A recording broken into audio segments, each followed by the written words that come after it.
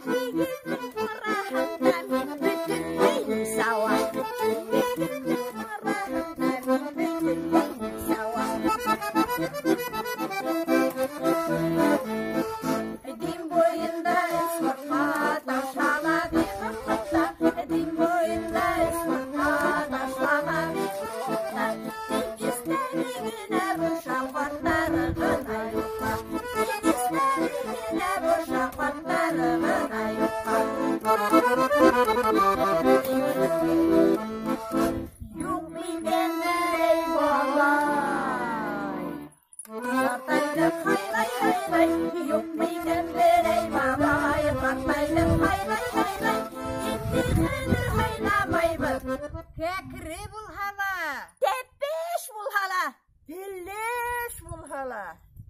Ярай.